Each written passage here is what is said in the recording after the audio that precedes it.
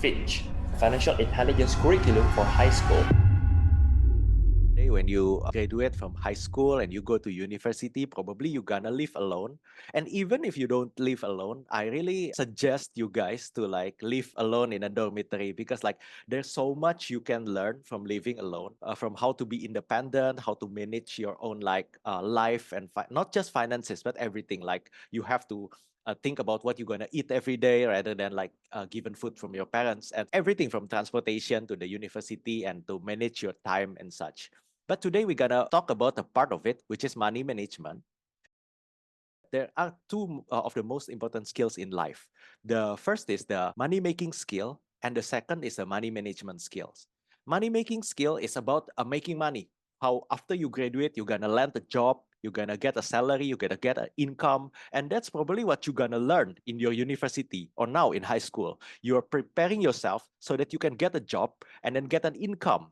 You are learning to make money one day. But the second most important skill in life is actually money management. And we will discuss in a bit why money management is as important, if not more important, than money making. High school students usually ask me who need to be able to manage their own money. Like money management is a skill for who? Is it for science students or for social students? Because usually the ones who get the economics and the accounting is the social student, right? But I said, no, this is for everyone. Like imagine who will one day manage money? Is it only a social students? No, right? It's also a science students, even doctors, corporate worker, or for a florist or for a designer. You need to manage your money because you're gonna help money one day. Even artists, famous artists like Kanye West, they need to manage their own money. One that I gonna give example to you today is one of the less famous people. He's just office boy, a gas station attendant. His name is Ronald Reid. So what's so special about this Ronald Reid? He's been working for like 40 years of his life. And when he's retired, he withdrew from his bank account 8 million amount of money and give most of it to library and hospital. So even a office boy and later he's becoming a gas station attendant, he can be a millionaire, a multi-millionaire even after he retired in December 2011. This proves that anyone, doesn't matter his income, maybe his income is decent after working for years, maybe a little bit above minimum wage, enough for him to live, but also enough for him to become a multimillionaire. So what is this skill if not money management? So there are two skills, right? Money making and money management. This is the example that is the other way around. So this one is called Richard Fuson. Richard Fuson is a finance executive. He worked in a Merrill Lynch. Merrill Lynch is one of the biggest finance company in the world. He's a finance executive. He's been the, I think, director at one point, but he declared personal bankruptcy. He, who probably got the salary like a few times rather than the Ronald Reid from before, he actually cannot retire with any money. Why? Just to keep his lifestyle, basically. The news say just to keep a 14 million roof over his head, which means just to keep his house. He's keeping his 14 million house because he already got a high-end lifestyle, so he cannot control it. He lost his job from Merrill Lynch and he doesn't have any money. He doesn't have any income and he cannot manage his money. That's why he go bankrupt, even though he's a finance executive. This is the house, by the way, the 14 million house that he's trying to keep, even though he got no job anymore. Okay, so the point is, doing well with money has little to do with how smart you are. Maybe making money, the smarter you are, you can make more money, you can have more ideas, you can be promoted and get a better job. But doing well with money has a lot to do with how you behave. This is I quote from a book, Psychology of Money. That's why the book is called Psychology of Money, not smarts of money, not the intelligence of money, but more on the psychology.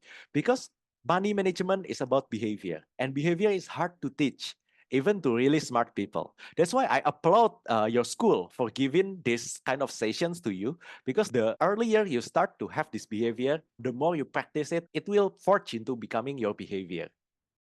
Doing well with money, we're talking about two parts. What we realized from the story before, that maybe our income in the future is uncontrollable. Yeah, we try our best. We try to get a good score in school. We try to get into a better university, to land a better job, to get a more income. But you'll never know. Like even though you have a high paying job, you can get laid off. The company may go bankrupt because of a lawsuit or get canceled in social media because of some wrongdoings. We won't know. And you may lose your job one day. Even though you're smart, you can, yeah, I can land another job. But how much you make in the future, the income is uncontrollable.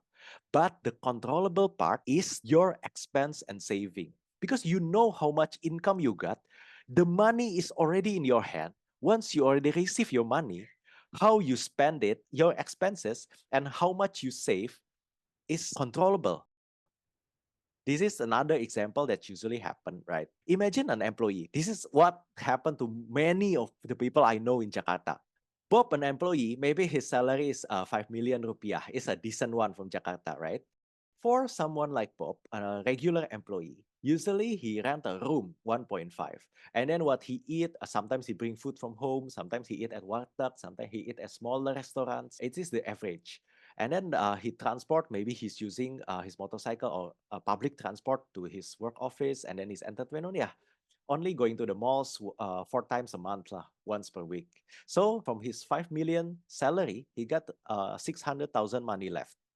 Meanwhile, Bill, his manager, his boss, with the salary of 4 times of Bob in this position, his lifestyle is already different. He have a house, so that's why he have a pay a house installment every month. And a house in Jakarta usually installment is more than 8 million per month. And then he eats, of course, he eats more because he has his lifestyle. He cannot eat in a warteg anymore. He eat in a bigger restaurants, in the malls with his friends, with another manager. And then now he has a car, so he has a car installment.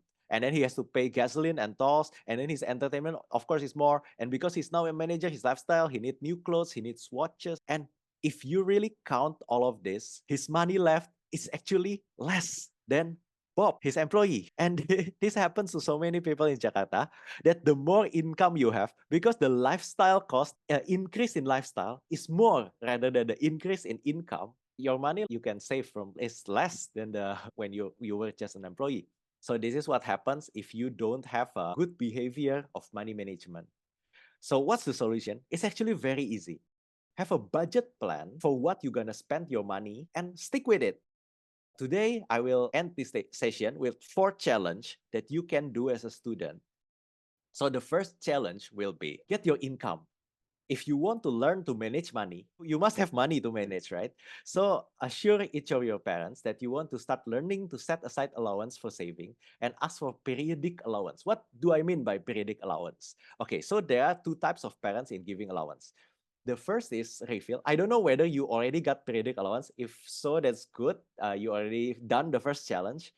If not, then refill challenge is your parents will give you money whenever you need money. So for example, you go to your parents like, there's a school project that I have to do. There's something that I need to buy. So I need this much money. And then your parents will give however much you need. Every time you need, you just go to your parents, ask for money. You never like held any money. You never have your own saving. But every time you need something, you ask your parents will give you. That's a refill. And the other is periodical. Periodical means like it's a routine fixed allowance given regularly. For example, like you're given 1 million in the beginning of each month or 1 million in the end of each month. What's the benefit of getting allowance periodically? Okay, so is it the same? It's not the same. Reveal, yeah, of course, yeah, the parents seems to love their children very much because like every time the children need something, they ask their parents will give them. But the children is not trained for cash management because they never really held the money themselves. Because whenever they need something, my parents will cover it lah. If you get the money periodically, maybe it's kind of difficult to get your wishes because like if you get 1 million and suddenly you want to buy something, there's a new Nintendo Switch, you cannot buy it because like 1 million is not enough. But if you can save the 1 million for several months, then you probably have a saving and you can manage your own finances. So you can buy anything by saving yourself. So it will build the child to become a personal financial planner. Given periodical amount of money, it's like receiving a salary. So that's how you prepare for when in the future you receive a salary only once per month. By receiving our income periodically, we can learn to start managing our own money. After we get our own money to manage, the second challenge will be start your own journaling. You journal you write your expenses, you know how much you are spending, how much your living cost is. So my tips is to download a money management app. After this, you're gonna look into what the app can do. You can look into another kind of app, is okay, as long as they still achieve the same purpose. So how to journal? This is the step by step. Once you open the app, you will have something like this, and there's a menu on the top left of the screen. From the menu, you can set first the category of your expenses. So this is an example of category usually already been created or given by default by the app. There's a several category, but the category that we suggest, if you cannot see the ones in there, is something like this. So example, for food, transportation, phone bills, for clothing, for groceries, entertainment, and gifts. This is just an example. Like you can customize however you like based on your own expenses. So if you order like go food for dinner, where do you put it in your journal? You put it in a food, right? Because you order food for dinner. And then you want to buy a gift for your friend's birthday. You can put it in the gift category. So if you want to buy equipment to support your hobby, then maybe you can put it in entertainment. Or maybe your hobby is playing music and your plan for the future is to be a musician. Then maybe music is no longer just a hobby, right? It's a learning. You want to learn it so you can be a musician one day. So maybe you can create another category like learning. So you can use that for any expenses that you're using for your future, something like that, right? But if it's just for entertainment, then you can put entertainment. Okay, so what if you suddenly have to repair your laptop? You cannot put it in the default category at all. Like the example before, you can just create a new category based on what your expenses may look like. You can create one for etc. or dan lain-lain or others lah. So for any other expenses that you cannot put somewhere and you don't know where you will put it, you can put it in the etc. category. How to add category in the app that I'm using? Just press the button on the bottom screen, and then you can add a new category on your own. So as I said, it's customizable. You don't have to follow the default. If you have like another needs that we won't know, for example, like you like reading books, so you have a books expenses like every month you buy 2 or 3 new books, then you can add like books in it. So why should we categorize our expenses? To evaluate in the future how our living cost is looking like. So we can estimate our monthly expense on each category. So that's why we categorize each expenses.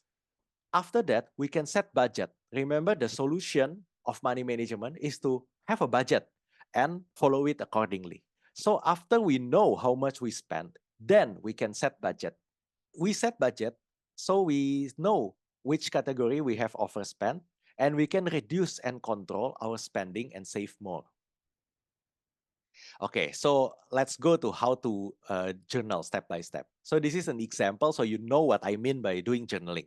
So every time you got an expense, you can press this button, which is an add, and then you add your expenses. For example, you just buy a food from GoFood or go to the mall using Grab Bike. So you can put like McD lunch in a category food. You click on the food category, and then you type McD lunch, and then you put like 55,000. So you can input every transaction. So this is an example after you input several transactions, for example, like McD lunch and then grab to Puri and then watching movie. It's all in a different category. At the end of the month, you can click on the menu and click chart. Chart will show you how much you spend on each expenses category. So for example, I spent on food 55,000. I spent on entertainment 55,000 and on transportation 20,000. So I can use this for evaluation, like for the next month. Oh, maybe I spent too much on food, or maybe I spent too much on entertainment, or maybe I spent too little on entertainment. I should entertain myself more, something like that. So we can budget for the next month. Oh, for the next month, I want my food expense to only be 500,000, for example. That's what this journaling can do. And you can know your behavior in spending money, which part takes the most out of the money that you have. Okay, so when should we do this? When should we do like all this recording our expenses? Is it better that every time you have complete the transaction? I don't think so, because you often face distraction. For example, you just grab into the mall to watch a movie with your friends, and then you arrive at the mall. Maybe after you arrive, you have to find your friend. You have to go to the cinema as quick as possible because the movie is starting. So you cannot do it every transaction that you're done because usually there's so many distractions. So I suggest you set a daily schedule, for example, every like 9 p.m. at the end of the day to record your expenses of the day. So this is a tips. You can click settings. You can set a smart reminder, fire notification at 8 p.m. for example. So you can record each day. So you still remember the transaction that you've done for the day.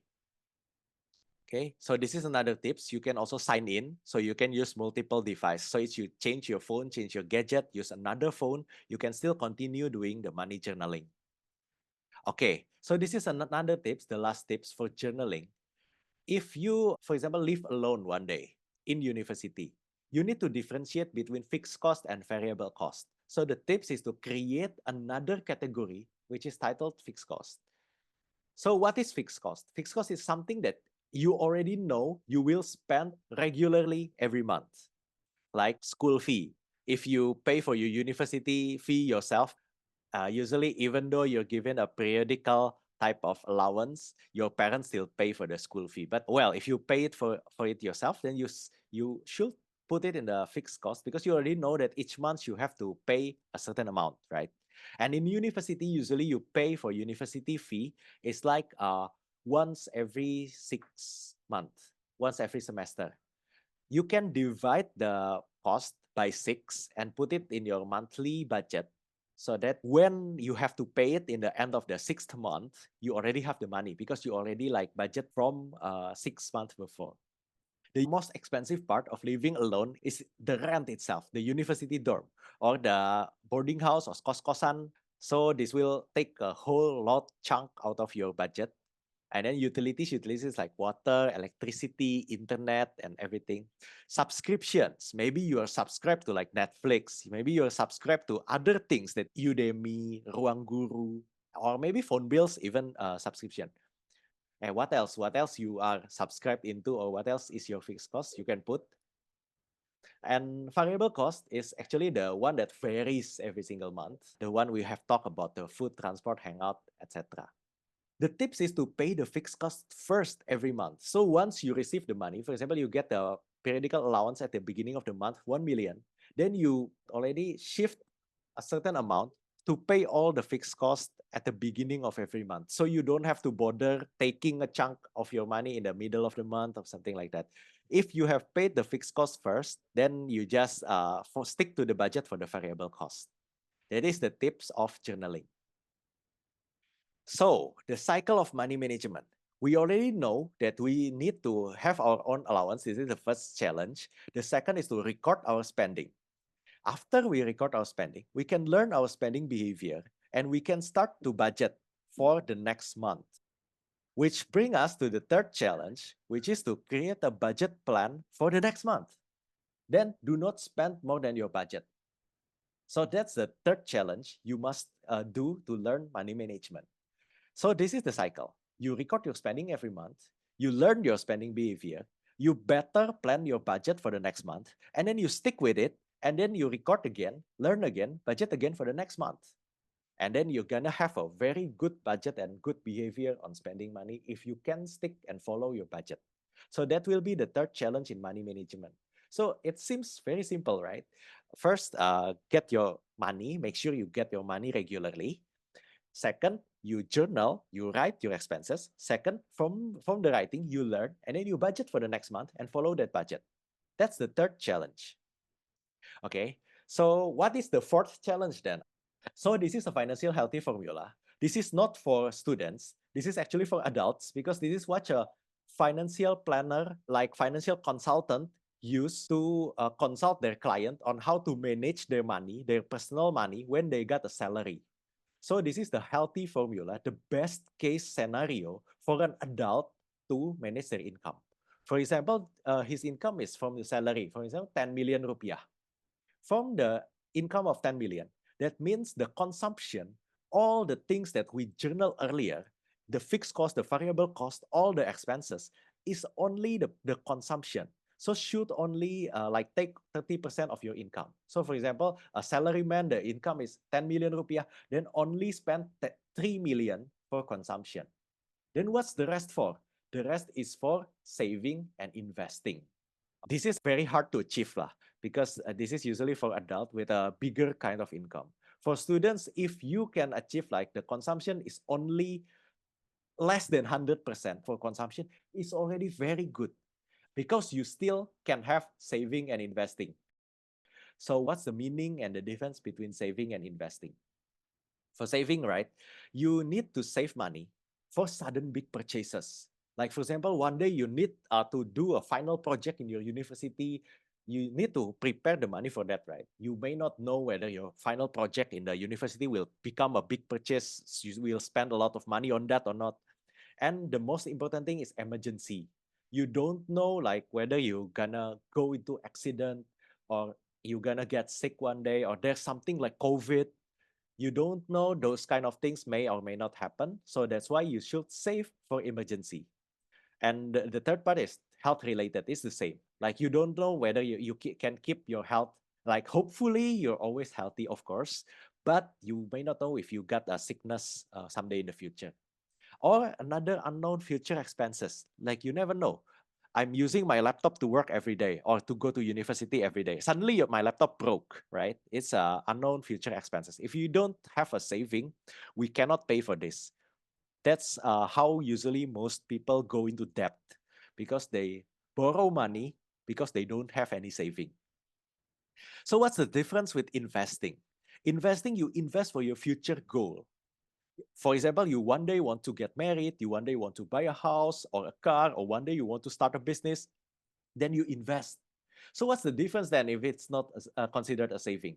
What we differentiate between saving and investing is saving, you save it in somewhere with liquidity or easy access. So for example, you save just in a bank or in a deposito. So once the emergency happen, you can have the money immediately because it's in your bank. The difference in investing, because it's a future goal and it's only for a dream like holiday, concert, buying a gadget, you can put it, actually, you can expect a return or increase in value. So you can invest it in like a stock or bonds or obligasi or something like that. You can like expect a return lah on it because it's for the future. It's not something emergency. It's not something that you will someday need immediately. So the most important thing is first have a saving. The rest you invest for your future goals. That's the healthy formula. Okay, so that brings us to the last challenge, which is like our Bible said, like the wise man saves for the future, but the foolish man spends whatever he gets. That's why the last challenge is to have saving and investment. So after you have your money, you learn to journal, and then you budget for the next month. And with your budget, you try to make your budget lower than your income. So you have the rest of your income to save and invest for your future. So that's the fourth challenge of money management. That's what all the people with a good money management skill is doing so that they can have a lot of money. That's what Ronald Reed do, so that he can have like 8 million in his bank account. That's the difference between money management and money making. If you're talking about money management, I'm done. It's everything. Like you do all the four challenge regularly and you will be able to manage your money well. But this is just a tips, another tips how to control your spending. If you want to spend your money on something, ask yourself the only question, is it worth it to spend on it? Okay. So worth means the benefit is more than the cost. Will that something that you buy, for example, you're considering on buying a Nintendo Switch, is the benefit you're gonna get for it is more than the cost of it? Because something is worth it, like for example, buying a bubble tea, it's worth it if the benefit of drinking it, of enjoying it, is more than the cost. So something with a high benefit and a low cost, of course it's worth it, right? If the benefit is low, but the cost is very high, it's not worth it. What a waste, right? Very easy. What if the benefit is low, but the cost is also low? Like you just want to have a little bit of fun, maybe, and it's a low cost. Or maybe the benefit is very high. Oh, it's gonna be super useful for me, but the cost is also high. Okay, so you need a benefit analysis. So I just gonna give you a 3 question you can ask yourself when you're in doubt whether something is worth it or not. Does it have necessity value? Necessity means, do I need it now? Do I need it, or do I only want it? So if it have necessity, then even though the cost is high, then maybe it's worth it because I need it, right? Do I need it now, or I can wait later? Because later maybe the price may be discounted or something like that, or I can find a cheaper option. Well, now means, is it urgent? If it's urgent, then okay, maybe it's worth it. That's a necessity value, right? You can ask yourself, do I need it now? Second, does it have long-lasting value? If the cost is high, you ask, how long will I enjoy it? Will I enjoy it over and over and over again? For example, like you want to buy a camera, you want to pursue like photography. It's very expensive, but maybe it have a long-lasting value if you buy the one with a better quality rather than the cheap option, right? So you will enjoy it longer and you will make it a hobby or even a career as a photographer, then it have a long-lasting value. The third is productivity value. For example, the camera. It can help you be more productive with your work. For example, you work for a school magazine or something like that, or school radio. And having a camera will help you in your journalistic career. Or you can learn photography. It will help you to be more productive or learn for your career in the future, right? The second is it will produce more money for me. So you can use the camera and then you can take a freelance job as a photographer. So it have productivity value. So even if it's expensive, it can generate more income than the price that you pay for the camera. The second is maybe it can be sold at a higher price, like expensive branded watch. Because they know after 2-3 years, they got bored of the watch, they want to sell the watch. It actually can be sold at a higher price if it's branded and limited edition, something like that. So it justify to buy it because it's worth it. If it have necessity value, do I need it now? If it's long lasting, or you can enjoy it for a long time, or it have a productivity value, you can use it for your work or to be productive, or you can resell the item again. So this is the 3 benefit analysis you can do to make sure things is worth it. So this is another tips, do and don'ts when you're doing spending. So the number one is to reduce impulse buying. So you buy something after you analyze. You don't buy something impulsively. The second thing is to reduce overspending because you spend according to your budget. Okay. Third is save your money before you spend it. For example, you get a pocket money allowance from your parents, and then you earn money, spend it, save what's left. It's a wrong way of managing money. The correct way is earn money, save first, and then spend what's left according to your budget. So ask yourself when you want to spend something, is it worth it? Worth it means the benefit is higher than the cost. Does it have necessity value? Does it have long-lasting value? Does it have productivity value? And have you saved your money first before you spend? And is it within the spending limit of your budgeting? This is everything that I've talked today. The conclusion is in this one page. Okay? See you guys. Hopefully, we can see each other again in the next session. Yes, bye-bye guys. Finch, Financial Intelligence Curriculum for High School.